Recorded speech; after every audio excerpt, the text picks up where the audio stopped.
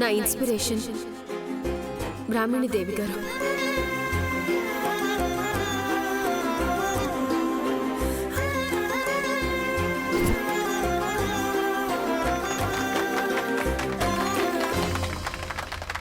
Madam, ఇది నిజమో అబద్ధమో తెలీదు, కానీ బయట అందరూ అనుకుంటున్నారు మిమ్మల్ని ఇక్కడ ఇంతలా పొగుడుతున్నా ఇంట్లో మాత్రం కోడలుగా గుర్తించలేదని అనుకుంటున్నారు.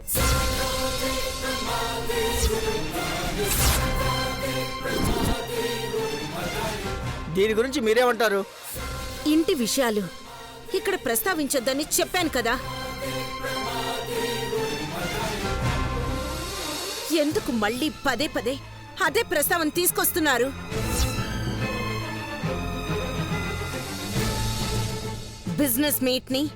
బిజినెస్ మీట్ లానే జరగనివ్వండి. Sorry madam, no more questions please.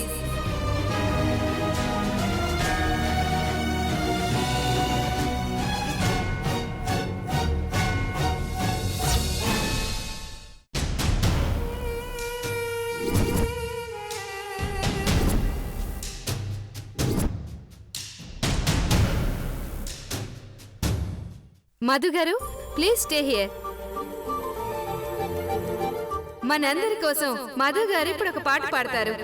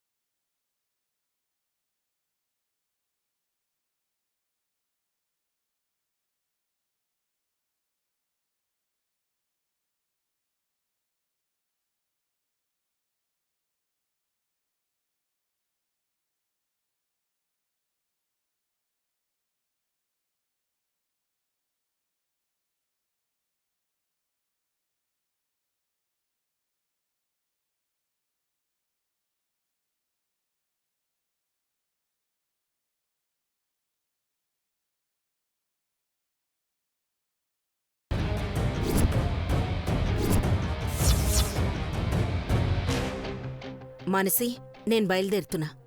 ఇంకా ప్రోగ్రాం అవ్వలేదత్తా, అప్పుడే బయలుదేరడమేంది? నాకు కంపెనీలో పనుంది. ప్రోగ్రాం అయ్యాక మీరింటికి వెళ్ళండి. అలాగే అత్తా.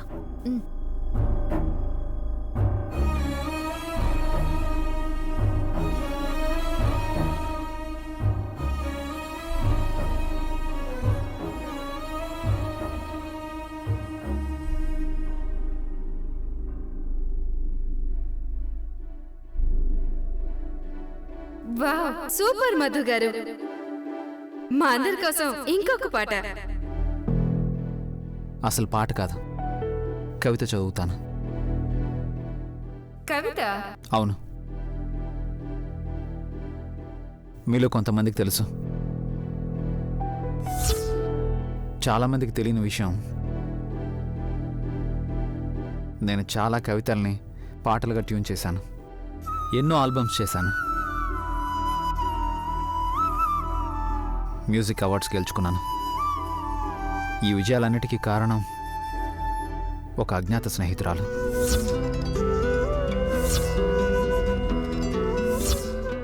తను ఎక్కడుందో తెలీదు, ఎలా ఉంటుందో తెలీదు, కానీ నా మనసుని పక్కనే ఉండి చదివినట్టు, నాకన్నా తనే నన్ను బాగా తెలుసుకున్నట్టు, నా భావాల్ని కవితలుగా రాసి పంపించినట్టుగా ఉంటుంది.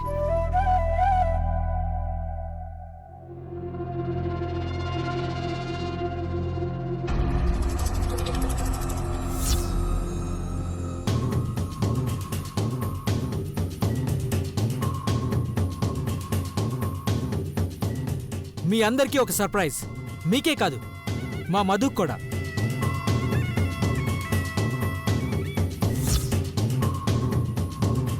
ఇన్నాళ్ళు అజ్ఞాతంలో ఉంటూ మధుకి కవితలు రాసి పంపిస్తున్న ఆ అమ్మాయి మరికొద్దిసేపట్లో మీ ముందుకు రాబోతుంది.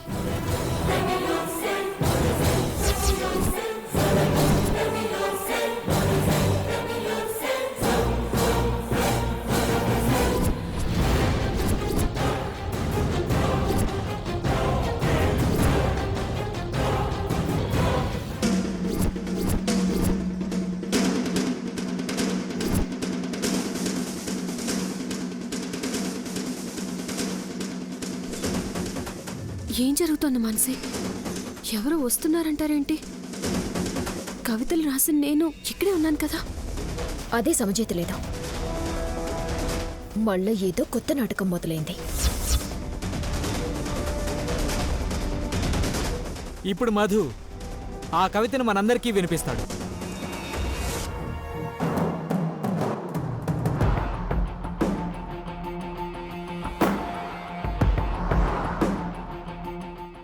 ఎన్ని జన్మల బంధము నన్ను నీ బందీని చేసింది.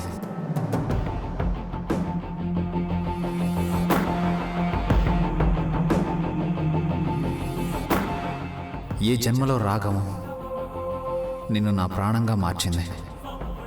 మన కలయికే ఒక అద్భుతం.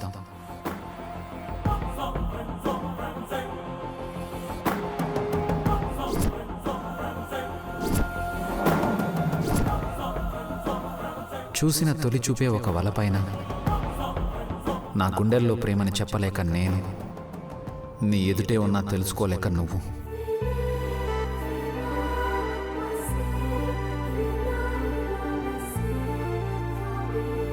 మనం దగ్గరే ఉన్నా తెలియనంత దూరంలో బతికాం. దూరమైన క్షణాల్లోనూ విడిపోలేనంత దగ్గరై ఉన్నాం. అందుకే తనువులు వేరైనా మన ప్రాణం ఒక్కటే. మనుషులం వేరైనా మనసు ఒక్కటే, తనువు ఒక్కటే.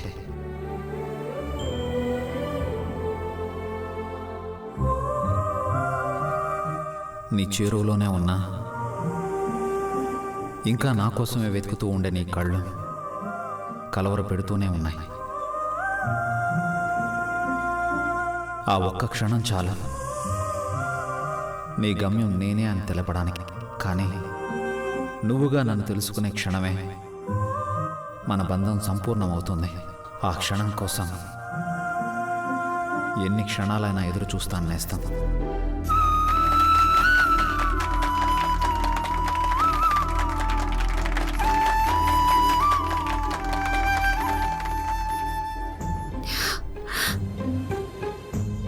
నువ్వింత మనసు పెట్టి రాస్తే ఎవరో నేనే రాశాను వస్తాను అంటారా?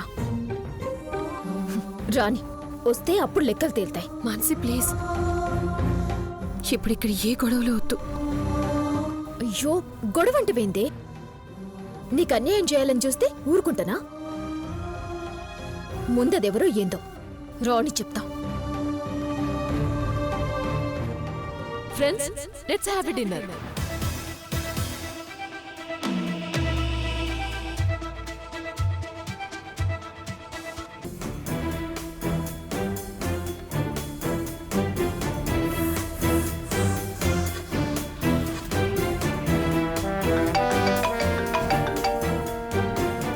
ఎంతసేపేంటి? వచ్చేసాను మేడం. లిఫ్ట్లో ఉన్నాను. లోపలికి రావడమే ఆలస్యం. వద్దొద్దు, బయటే ఉండు, నేనే వస్తున్నాను.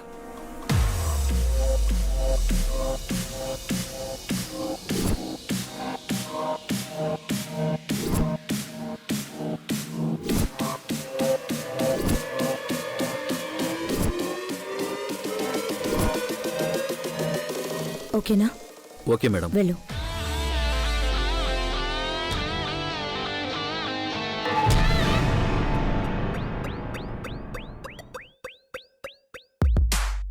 I've got so much to say. Conflicts from June to May. Even if I try to leave, you'll find the words to make me stay. This relationship's not the same. Tell me, boy, am I just a game? You never hold me in your arms and say you like my name.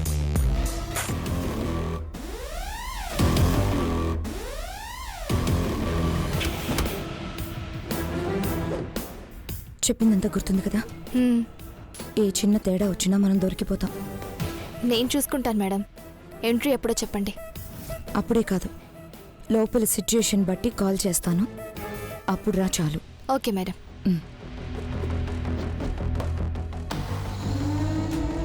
Congratulations Madhu. Thank you.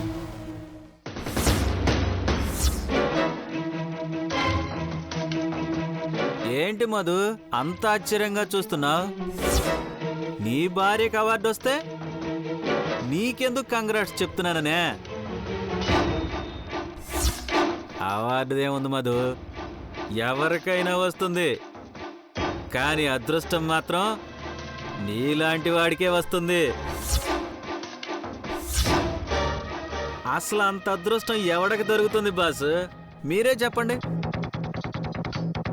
అజ్ఞాతంలో ఉన్న అమ్మాయిని ప్రేమించావు, తర్వాత మరదల్ని ఆరాధించావు, చివరికి ఈ అమ్మాయిని పెళ్లి చేసుకున్నావు. ఒక రోజుకి 3 రాణులు.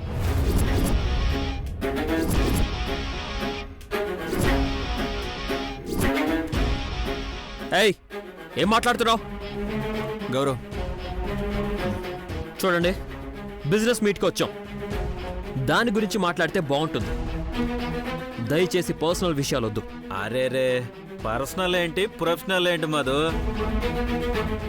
ఇక్కడ మాకు ఒక్క అమ్మాయి దొరకే చేస్తున్నావు, నీకు 3 అంటే అదృష్టమే కదా బాసు.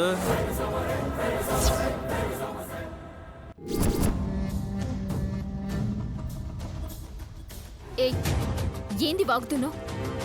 మూసుకొని మర్యాదగా పో. అయ్యో, ఎందుకంత కోపం? ఇప్పుడు నేనేమన్నాను? మధు, నాకు ఒక మరదలుంది. దాన్ని ఎలా లైన్లో పెట్టాలో సీక్రెట్ చెప్పకూడదు. ఏంట్రా వాగుతున్నావు ఊరుకుంటుంటే? గౌరవ్, గొడవలు వద్దని చెప్తున్నాను కదా. ఉన్నమాట అంటే కాలర్ పట్టుకుంటున్నావేంట్రా? 3తో ఎఫ్ఐఆర్ లేదని మధుని చెప్పమాను. ఏంట్రా నీతో మాట్లాడేది?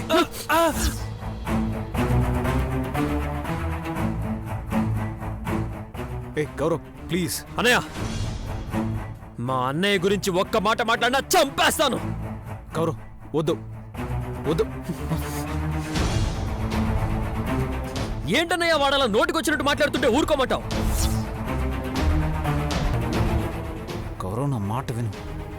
గొడవలు వద్దని చెప్పాను కదా.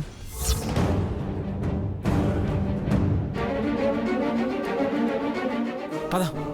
హలో,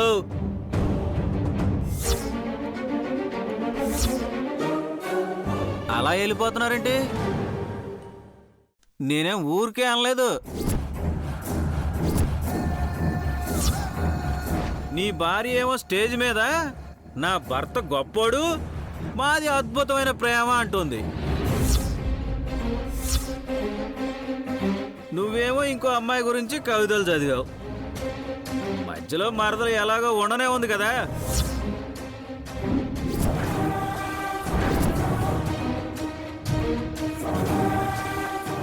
అసలు నీకేం తెలుసు మా ప్రేమ గురించి? తెలుసులే బాబు, నీ భార్య ఏమో కంపెనీ బిజినెస్ చూసుకుంటుంది, నువ్వేమో కవితలు అమ్మాయిలని తిరుగుతూ ఉంటావు.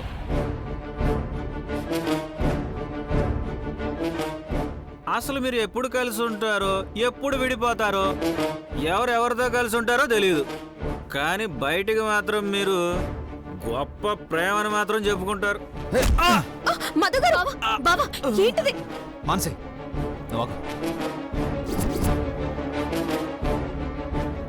చంపేస్తాను రా నిన్ను. మా ప్రేమ గురించి తప్పుగా మాట్లాడతావు, చంపేస్తాను నిన్ను. వద్దు మధు గారు, వద్దు. బావా, వీడెవడో కావాలనే మాట్లాడుతుండో, గొడవ పెట్టుకోనికే చూస్తుండో. ఏ, ఎవరు నువ్వు? ఎవరు చెప్తే మాట్లాడుతున్నావు?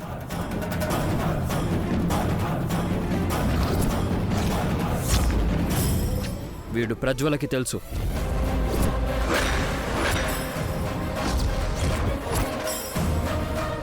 ప్రజ్వలతో మాట్లాడుతుంటే నేను చూశాను.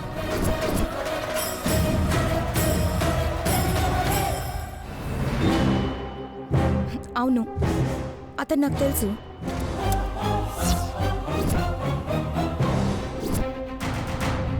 కానీ అతను అన్న దాంట్లో అసలు తప్పేముంది బావా?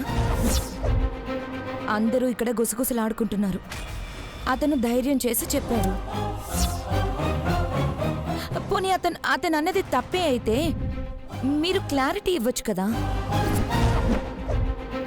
దానికి ఎందుకు ఇంత కోపం? ఏంటి క్లారిఫికేషన్ ఇచ్చేది?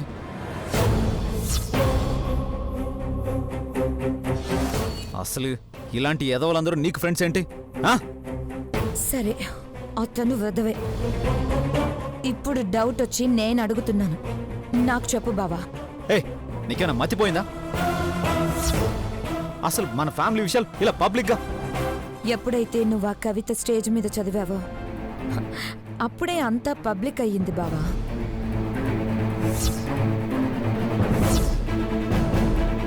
ఆ కవితలో ఆ అమ్మాయి ఏమో నువ్వే జీవితం, నీ పక్కనే ఉన్నా నువ్వు చూడట్లేదు అంటుంది.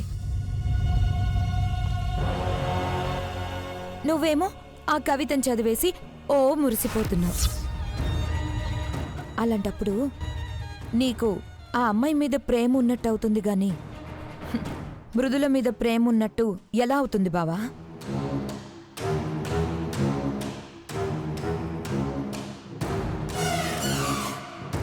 అసలు ఇదంతా తెలిసిన మృదుల నిన్ను ఎలా ప్రేమిస్తుంది? ఏదో పెళ్లి చేసుకున్నారు కాబట్టి బయటికి అలా మాట్లాడినట్టుంది. ప్రజ్వల, దయచేసి మా ప్రేమ గురించి తప్పుగా మాట్లాడుకో. అసలు ప్రేమే లేదంటే మళ్ళీ దానికి ఎక్కువ తక్కువ అంటావేంటి? ఆ కవితలు రాసింది నువ్వా? కాదు కదా. అయితే అసలు నీది ప్రేమే కాదు.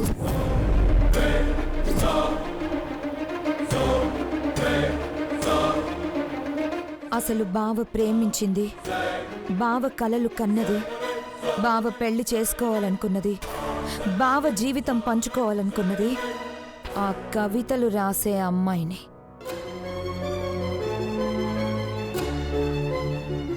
కానీ రూపాయి టికెట్ కొంటే కోటి రూపాయల లాటరీ తగిలినట్టు బావని నువ్వు కొట్టేశావు.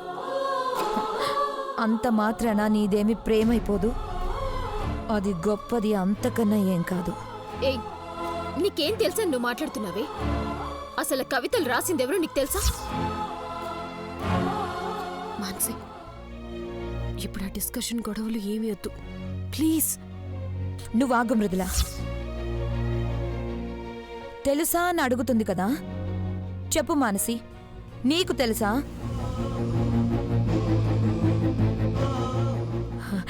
కొంపతీసి మృదులే రాసిందని చెప్పావు కదా.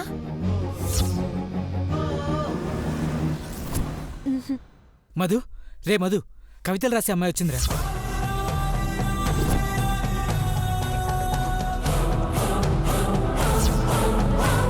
నిన్ను కలవాలనున్నా నీకు పెళ్ళైపోయిందన్న భయంతో ఎన్నాళ్ళు రాలేదనరా. కానీ నిన్ను కలవకుండా ఉండలేక ఇప్పుడొచ్చింది. అదిగో.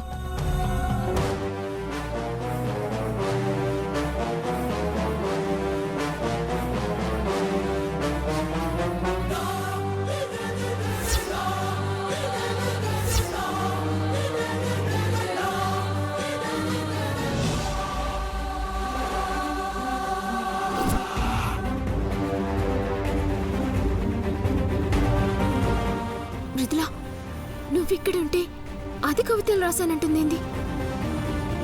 మళ్ళీ ఏదో నాటకాలు అంటూ మొదలుపెట్టిండ్రు. ఇప్పటికైనా నిజం చెప్పకపోతే మళ్ళీ ఇదే సమస్యలకి దారి తీస్తదు. వద్దు మాన్సి, ఇప్పుడు మనమేం మాట్లాడినా కావాలని మాట్లాడినట్టుంటుంది. ఫూల్స్ అయిపోతాం మాన్సి. రేపెప్పుడైనా ఈ నిజం తెలిసే అవకాశం కూడా ఉండదు.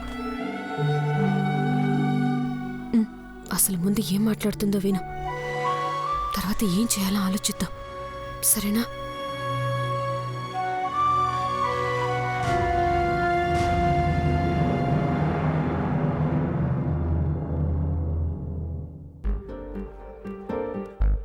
హాయ్ మధుగారు. ఎప్పుడు చూస్తానా అని అన్నారు కదా. ఇదిగో ఇప్పటికి మీ ముందుకు రాగలిగాను. ఎన్నాళ్ళు మీ ఊహని, ఇప్పుడు నిజాన్ని. నీ పేరేమన్నా? శృతి కదా? మ్మ్. ఇప్పటి వరకు ఇలాంటి అనుభవాలు చాలా అయ్యాయి శృతి. కవితలు రాసింది నేనే అని చెప్పి చాలామంది నా ఎమోషన్స్తో ఆడుకున్నారు. ఒకవేళ అదే ఉద్దేశం నీకు ఉంటే వద్దు.